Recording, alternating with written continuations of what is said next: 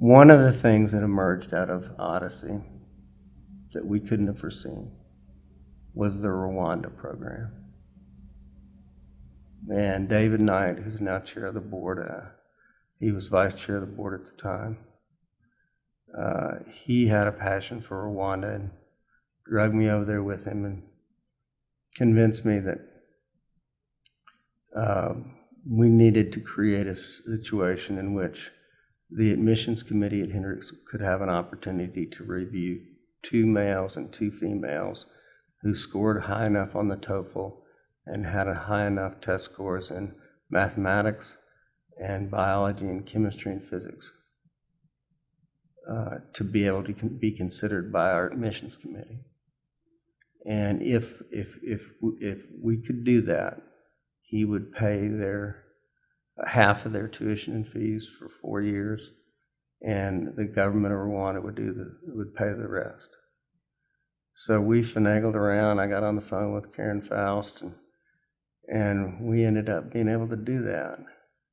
And we kind of had a makeshift pool, and they talked on the phone, and the admissions committee then had to interview them when they got here to admit them, because the president obviously can't admit people to the college. They have to go through the faculty, etc.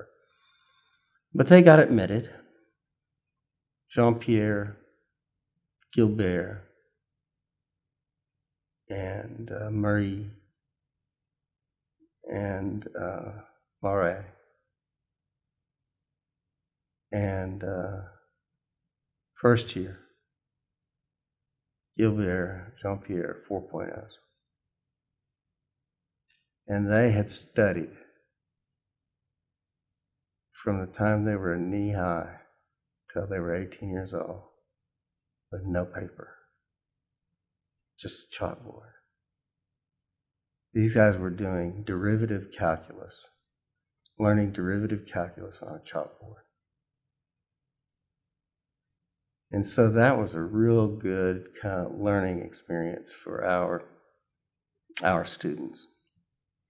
And by gosh, they made it. And when they walked across that stage and I handed them their diplomas and they hugged me, there's no feeling like that I've ever had in the world. And you know what grew out of that? What grew out of that was a program we call Hendrix in Rwanda. And it's a bilateral exchange program. And 18 different schools participate and now take Rwandan kids. And the government pays, in many cases, half, and the institution pays half, and in some cases, the institutions that participate pay 100%.